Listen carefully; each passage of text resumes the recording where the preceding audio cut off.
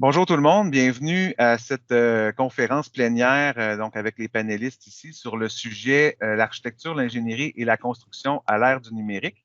Donc, je suis bien entouré aujourd'hui avec des personnes de disciplines différentes.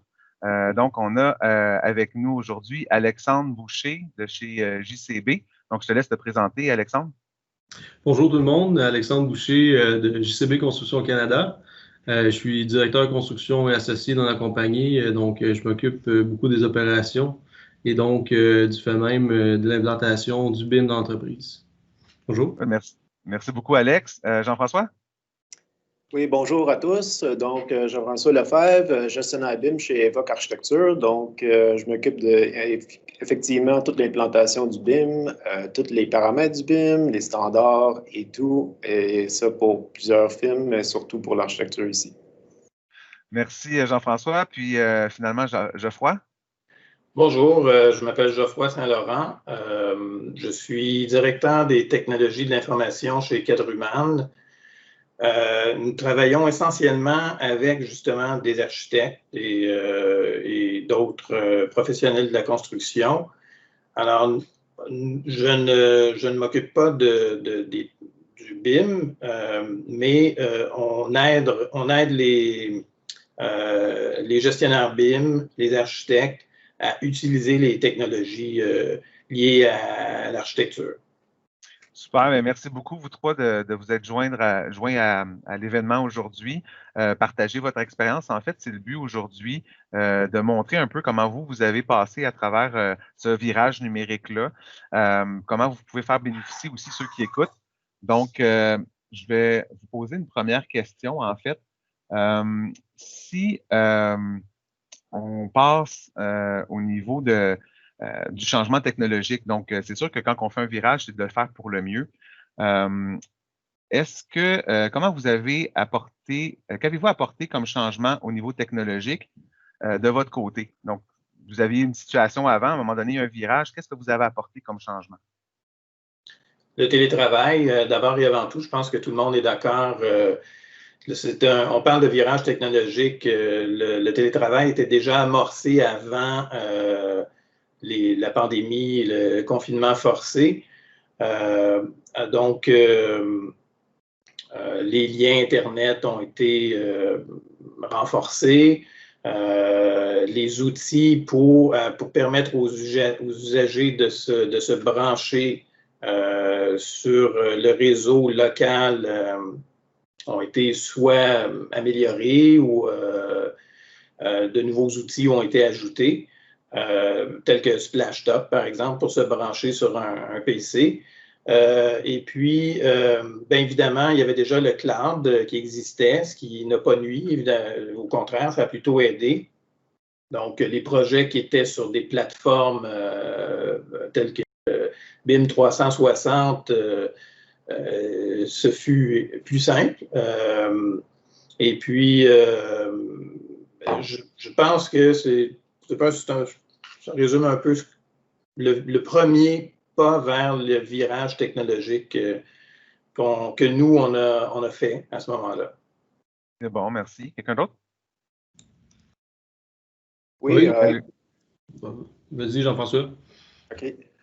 Donc, un peu si je reviens un peu dans les années, donc virage technologique, disons, pour nous en architecture, c'était du virage du CAD vers le BIM, donc à partir de 2015. Donc, c'est vraiment un virage qui doit être fait avec l'aide d'un consultant. Je crois que c'est la meilleure approche. Donc, un consultant qui vient chez vous implanter le BIM, s'assurer d'avoir des formations adéquates. C'est vraiment l'approche qui est la privilégiée. Aussi, surtout, trouver les bonnes personnes. Donc, ça prend vraiment miser sur les experts, les bonnes personnes. C'est avec ça que c'est vraiment la clé du succès parce que ça a pris quelques années quand même avant de vraiment se lancer dans le BIM. Donc, pour nous, ça a été le moment là, en charnière, là, un peu 2015, 2016, là, qui a été nos années de charnière pour l'implanter du BIM. Ça a été aussi une approche pour utiliser les projets qu'on connaît. Donc, les projets qu'on faisait déjà, on est spécialisé chez Evoque dans les projets nordiques. Donc, on avait des projets qu'on était déjà habitués de faire. Donc, on a pris des projets où on était à l'aise déjà. Donc, on y va avec des choses. On ne se lance pas dans un grand projet dès le départ. Donc, on prend des plus petits projets. On s'est lancé comme ça dans le BIM. Je dirais pour les technologies, si je reviens dans le plus récent, donc vers 2018, c'était là où on a parlé de... Geoffroy, tu as parlé des technologies infonuagiques. Donc, en 2018, on avait des projets infonuagiques, mais on n'était pas du tout... c'était juste pour les projets qui nécessitaient vraiment le nuage. Donc, c'est-à-dire des projets en consortium. Là, à ce moment-là, on est 2 bureaux d'architecture. On n'a pas le choix d'être dans le nuage pour ces projets-là. Donc, c'était vraiment un début. Là, la pandémie a fait en sorte qu'on a précipité tout le changement. Fait que pour nous autres, on n'était pas prêts en télétravail. Je pense que c'est un peu la même chose qui se passe aussi dans les bureaux d'architecture. Et il n'y avait pas beaucoup de personnes qui travaillaient en télétravail. Là. Donc, il y avait quelques personnes, mais d'exception. Donc, on était 120 employés là, chez Evoque. Là, donc, tout le monde a travaillé au bureau. Puis, c'était vraiment une transition assez brutale là, au télétravail. Donc, ça a été nos personnes de l'informatique qui ont travaillé fort. Puis, moi, j'ai travaillé fort pour transférer tous les projets vers le nuage. Donc, on n'avait plus vraiment le choix. Là, il a fallu qu'on transfère tout vers le nuage. Là, Donc, vous avez fait un changement de niveau technologique de CAD comme une planche à dessin informatique vers du BIM, puis après ça, un petit peu plus tard, quelque chose qui était plus local vers de l'infonuagique, c'est ça? Exactement. Toi, Alex? De notre côté, en fait, il y a peut-être 2-3 ans, en réflexion stratégique, on a abordé le sujet du virage numérique complet, si on veut, parce qu'on a toujours été partiellement dans le virage. Puis, en fait, on a décidé d'incorporer dans l'entreprise le BIM, qui est aujourd'hui, je te dirais, partiellement implanté dans le marché. Puis, peut-être aussi en voulant bien se placer, je ne te cacherai pas. Puis, en fait, jusqu'à présent, on est dans notre phase de déploiement initial là, où on a des projets qui roulent, mais on n'a pas été complétés encore, mais ça va relativement très bien. En fait, pourquoi on a décidé de faire ça? C'est parce que, en fait, le BIM nous amène beaucoup d'avantages, que ce soit, en fait, la communication entre autres, la collaboration, que ce soit les interférences, ça, je pense que tout le monde est au fait de ça. Mais également, ça nous prenait aussi, je dirais, la coordination, le suivi en chantier aussi qui est très pertinent, d'où on voit une grande résultante. Jusqu'à des exemples concrets, Alexandre, de ça? Des exemples, oui, tout à fait. En fait, surtout, dernièrement, un projet Fast Track qu'on a fait, dans lequel on a pris l'initiative à l'interne de dessiner le projet en BIM. Et évidemment, là, de pouvoir faire des clashs, comme on dit, ou d'évaluer les interférences entre les différentes composantes, nous a permis d'éliminer beaucoup de problèmes en chantier. Donc, on les a pris en amont, évidemment. Puis, ça nous a permis aussi de faire un peu plus de préfabrication. Donc, ça a été très bénéfique à ce niveau-là. Super, ça. Tu allais dire d'autres choses ou c'était correct? Non, juste j'allais dire que c'est quand même, par contre, prendre un virage numérique comme le BIM, c'est virer à 180 degrés, c'est assez lourd comme virage, donc il faut être bien équipé, bien préparé. Quand on fait ça, par contre, c'est une décision d'entreprise, mais il faut se mettre les deux mains dedans. Donc, ça a été beaucoup d'ouvrage, je ne le cacherai pas. Mais ça prend les bons consultants, les bonnes équipes, les bons outils. Juste faire l'analyse des outils, c'est relativement long et fastidieux. Donc, faut se prévoir un bon temps de préparation. On ne peut pas dire demain matin, on va faire du BIM, puis ça prend un bon moment de réflexion, puis un bon moment d'analyse aussi. Super. Dans la même direction que Alexandre suggérait justement avec les exemples, les avantages que ça donnait, puis tout ça, peut-être qu'on peut entendre Geoffroy ou Jean-François sur des avantages que vous avez eu à faire ce virage-là, ou des exemples concrets aussi qui pourraient être intéressants là, pour ceux qui écoutent. Je pense que quand Jean-François et Alexandre parle de virage technologique BIM, je crois comprendre qu'il s'agit de BIM 360, donc de tout transférer les projets sur le cloud. C'est toute une entreprise quand même de transférer ces projets sur le cloud. Nous, on a opté pour une approche plus graduelle. Il y a des projets qui fonctionnent très bien à l'interne. Il y a des coûts aussi. Il faut toujours considérer les coûts parce que les usagers ont besoin de licences Revit, mais aussi de licences BIM 360. Alors, c'est un investissement au départ. Et alors, on essaie de faire, on a une approche graduelle, c'est-à-dire qu'on croit encore que les projets au niveau local, nous, d'ailleurs, tu pourras peut-être faire quelques coupures, Éric, là, parce que je me répète là, depuis tantôt, mais pour notre part, on avait déjà un bon réseau pour le télétravail. Donc, les usagers pouvaient déjà se brancher sur leur station de travail très facilement. En général, ils pouvaient travailler sur Revit très facilement. Donc, on avait moins besoin de transférer d'un seul coup tous les projets sur le cloud, tandis qu'il y a on sait qu'il y a des firmes qui n'étaient pas prêtes au niveau du télétravail. Alors, c'était plus simple, effectivement, mais c'est quand même c'est quand même assez complexe aussi là, de transférer vers BIM 360 ou le cloud, divers clouds là, des projets.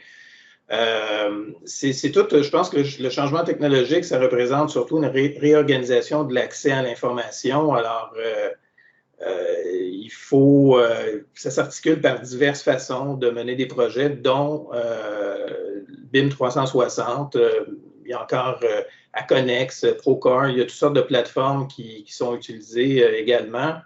Moi, ce que je comprends, excuse-moi, je ne vais pas te... Ce que je veux juste terminer, c'est qu'il y a peut-être un éparpillement pour l'heure, mais je pense qu'éventuellement, on va tendre à unifier, essayer d'avoir l'information en un seul endroit, simple d'accès, puis sécurisé aussi, parce que la sécurité, c'est très important. Oui, mais c'est ça, je comprenais ça dans ta réponse par rapport aux avantages puis aux exemples concrets. Donc, ce que j'ai compris, c'est que vous aviez déjà, peu importe c'est quoi le nom, donc on a mentionné BIM 360, mais vous aviez déjà une politique de télétravail qui était efficace, dont un virage qui a été fait un peu à l'avance aussi, puis vous avez pu en tirer des avantages de ça. Donc, c'est ce que j'ai compris de ton intervention, c'est ça? Oui, OK. voilà. Jean-François, toi, des avantages ou des exemples concrets là, de ce que ça a pu t'apporter comme effet bénéfique? Oui, ben, en architecture, évidemment, c'est les avantages de passer au BIM, ça a été vraiment pour la coordination. Donc, évidemment, coordonner en 3D, c'est beaucoup plus avantageux que de coordonner en 2D. Donc, savoir les conduits avec les conduits de ventilation des ingénieurs, les mécaniques du bâtiment. Donc, c'est vraiment plus intéressant de coordonner en 3D. Ça permet de faire aussi, de trouver beaucoup d'erreurs avant le chantier. Donc, ça nous aide parce que là, dans le fond, les conditions dans le nord sont quand même assez difficiles. On ne peut pas y retourner trop souvent. Donc, les matériaux sont envoyés par bateau aussi. Donc, il n'y a pas beaucoup d'envoi de matériaux. Donc, tout ça doit être planifié d'avance de façon très rigoureuse. Donc, faut l'approche BIM, dans le fond, elle nous a aidé vraiment de ce côté-là d'avoir des plans et devis beaucoup plus rigoureux. Puis à ce moment-là, on arrive à faire des meilleurs projets, là, tout simplement. Super. Puis avec ce qui nous est arrivé au mois de mars dernier, avec la situation qu'on vit présentement, pensez-vous que ça vous a donné des avantages d'être justement d'avoir fait un virage numérique avant ce qui est arrivé? Est-ce que vous étiez mieux préparé à faire face à cette vague-là de problématiques, là, les chantiers qui étaient fermés à cause de la pandémie, plus capables de venir au bureau parce que c'était plus possible? Est-ce que vous étiez mieux préparé parce que vous avez fait ce virage-là avant? Peut-être pour une fois, peut-être? C'est ça. Nous, on était préparés. Évidemment, il y a plusieurs chantiers qui ont fermé. Ça ne fait peut-être pas partie de la conversation, là. Alors, il y a eu une période quand même relativement courte dans le domaine de la construction où il y avait moins de travail pour tous. Je pense que toutes les firmes, à un moment, ont dû mettre leurs employés sur le programme du gouvernement, ou quelques-uns de leurs employés. Mais c'est reparti rapidement. Et puis, je pense que j'étais très content d'être prêt parce que c'était moins lourd à gérer. Mais ça ne signifie pas qu'il n'y avait aucun défi à relever. Ce fut quand même complexe aussi parce qu'on passait d'un mode de télétravail sporadique, comme... Oui, c'est sporadique, c'est ça, un mode de télétravail complet. Alors, on a été quand même, je ne dirais pas chanceux parce qu'on avait déjà choisi des technologies pour le futur, mais on était heureux d'avoir déjà tous les équipements, la redondance des réseaux requises pour le télétravail, afin que les usagers soient vraiment confortables. On a rapidement aussi, d'un point de vue logistique, fourni des portables sécurisés aux gens, aux architectes, aux technologues et tous les autres qui travaillaient de la maison. Puis qui ne pouvaient pas utiliser leur propre PC pour des raisons variées. Et puis, donc, on n'a pas hésité à investir dans l'outillage en parallèle, c'est-à-dire on a transféré quelques projets sur la plateforme BIM 360. Donc, je pense que ça a permis de créer un équilibre dans lequel on a évolué à travers cette pandémie de façon plus confortable, disons. Mais c'est quand même pas, tous les jours ne sont pas ensoleillés là non plus, mais ce fut plus simple pour nous, du moins, pour répondre à la question. Là, je ne sais pas si Jean-François et Alexandre, pour eux, comment ça s'est articulé. Ben, moi, de notre côté, ça s'est super bien passé. En fait, on était déjà très numérique, donc peu importe où les usagers voulaient se brancher, c'était pas une problématique dans notre cas. La majorité des projets étaient déjà en cloud, donc encore là, pas une problématique. Nous autres, évidemment, du moment que les chantiers ont arrêté, c'est sûr que ça a diminué énormément la production. C'était juste les gens de bureau qu'on a gardés occupés.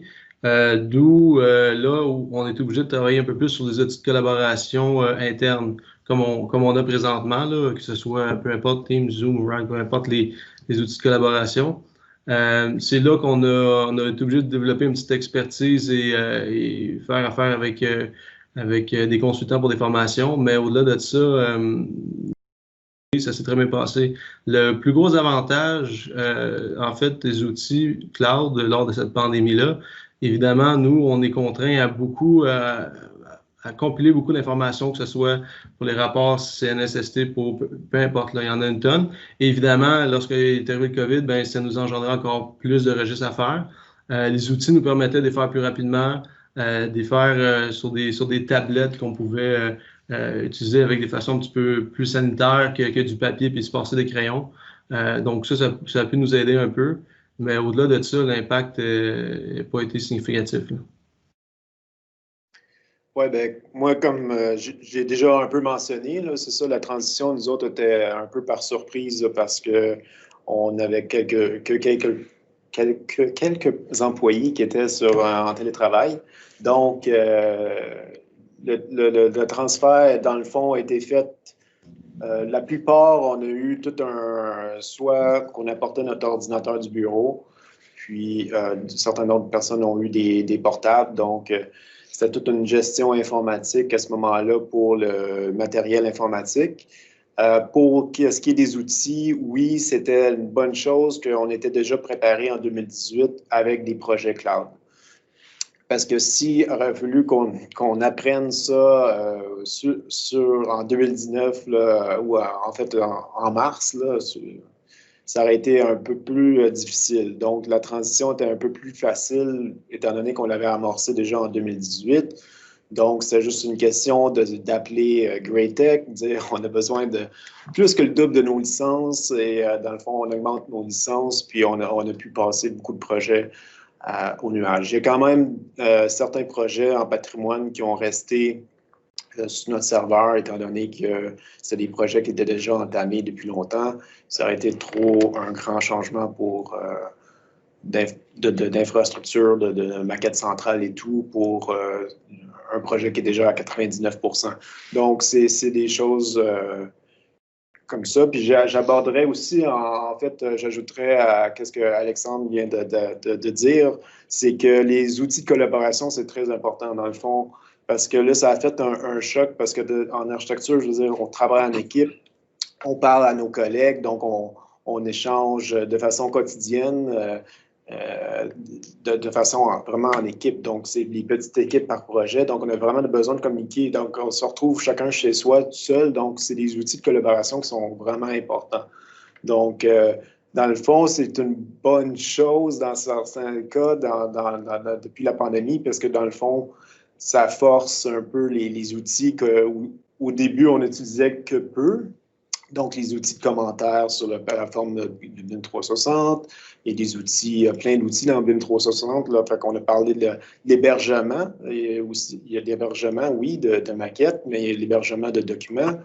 Il y a des commentaires qu'on peut faire. Il y a la collaboration. Donc, la collaboration devient importante aussi à ce point-ci. Donc, on a développé depuis juin avec des formations aussi. Là, donc, GreyTech sont venus chez nous, ils sont venus virtuellement chez nous pour la formation. Donc, on a fait des formations. Donc, ça prend un peu ça prend beaucoup de volonté, puis il faut vraiment convaincre tout le monde. Puis, tu sais, on est tous dans le même bateau. Fait que c'est comme ça qu'on peut aboutir à des outils de collaboration. Tandis que auparavant, c'était une personne ou deux qui l'utilisaient, mais ça fonctionne vraiment quand tout le monde est dans la plateforme ou, disons, qui utilise les outils. Là, c'est là qu'on peut vraiment bénéficier des avantages. C'est bon. Est-ce que pour les personnes qui nous écoutent, est-ce que vous auriez des conseils pour qu'ils puissent faire eux-mêmes un virage numérique qui serait réussi? Je ne sais pas si c'est un conseil, mais je crois que le défi, Jean-François, tu parlais justement de commentaires qu'on peut faire à travers BIM 360. On peut aussi communiquer à travers Teams via le chat, via les vidéoconférences. Il y a d'autres outils de collaboration et de communication. Le courriel existe encore. Et pour les architectes, les entrepreneurs aussi, les ingénieurs, mais je dirais particulièrement pour les architectes qui sont souvent en première ligne. Hein, je pense que tout le monde le sait quand il y a des poursuites ou de conserver l'information, de pouvoir retrouver l'information de façon très simple, même 5 ans après un projet. C'est très, très important. Je pense que ça l'est pour tous. Alors, en ce moment, je pense que ça constitue le défi principal parce que, par exemple, vous hébergez des projets, vos propres projets sur votre plateforme BIM 360 actuellement, mais il y a certains projets qui sont sur des plateformes qui appartiennent soit à l'entrepreneur, soit à une autre firme parce que c'est un projet en consortium. Alors, on doit s'assurer de toujours avoir accès à l'information. Les informations chaque courriel était important et l'est encore, mais chaque commentaire demeure important aussi. Alors, je crois que ça constitue vraiment le défi actuellement parce que l'information commence un peu à s'éparpiller. Et nous, c'est ce qu'on nous demande, du moins, d'essayer de trouver, de proposer des solutions pour que dans le futur, les gens puissent retrouver toutes les informations pertinentes dont ils ont besoin. Alors, je connais pas votre expérience, mais je suis quand même curieux là, de savoir comment ça se passe à ce niveau-là chez tout le monde. Donc, c'est ça. Si vous avez des conseils pour qu'ils fassent un virage technologique réussi, donc Jean-François, Alexandre, c'est à vous.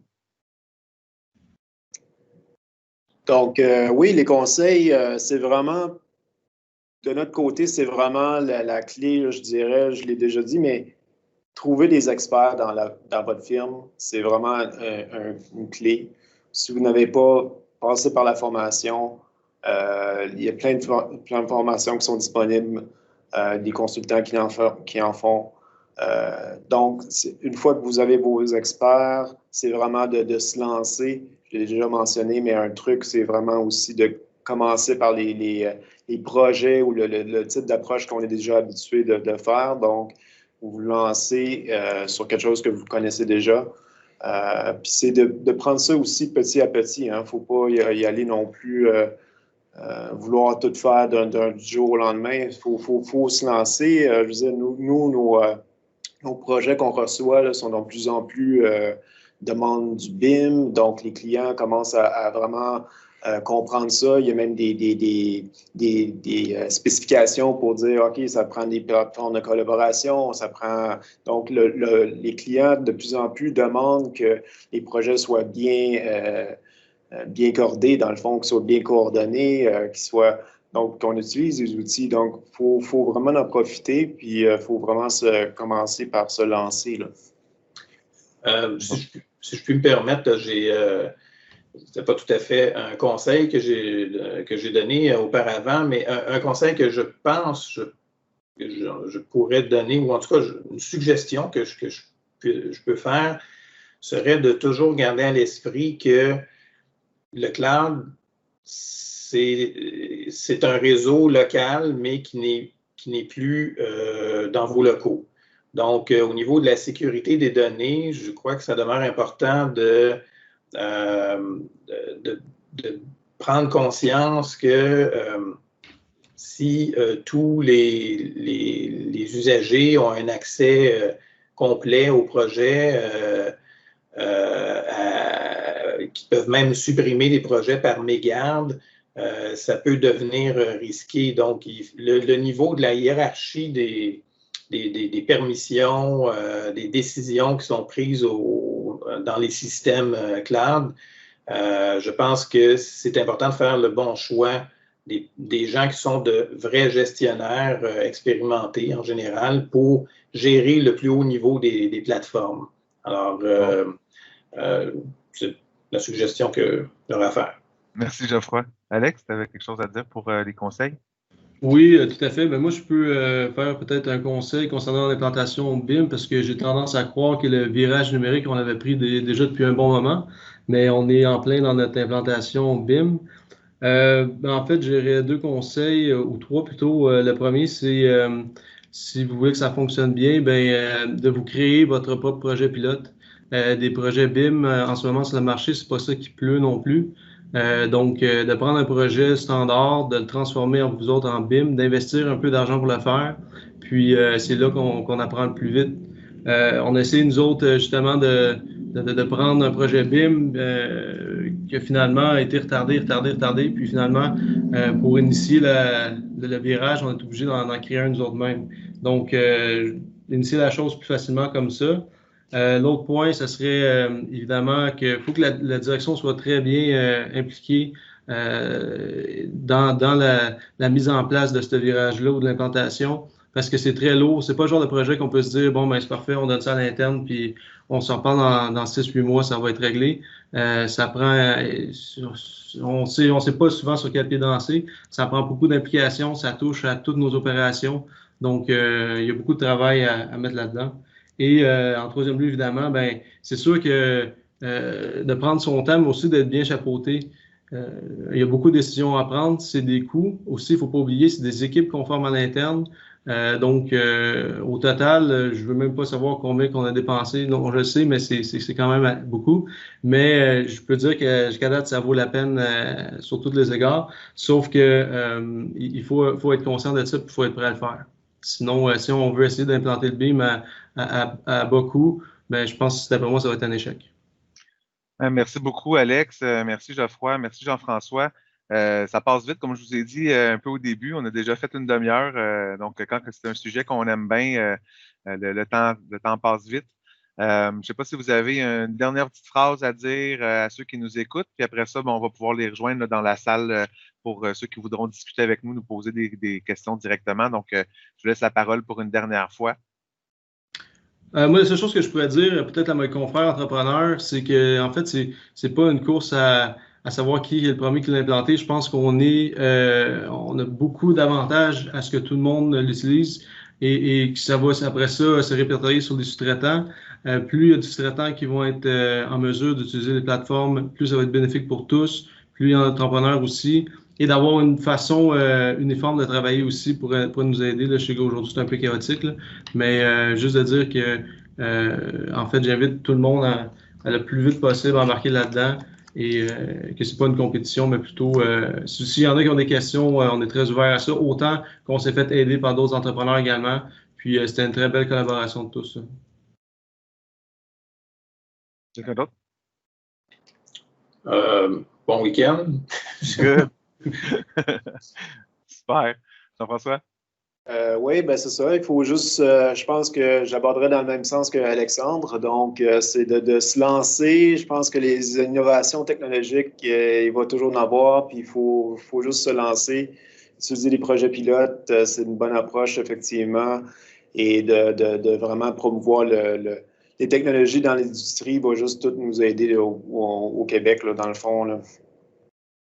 Merci beaucoup tout le monde. C'était vraiment intéressant comme expérience. Donc, en ayant le plaisir de pouvoir parler à ceux qui ont écouté tout de suite après. Donc, merci encore, puis bon virage. Merci. Au revoir. Merci, au revoir.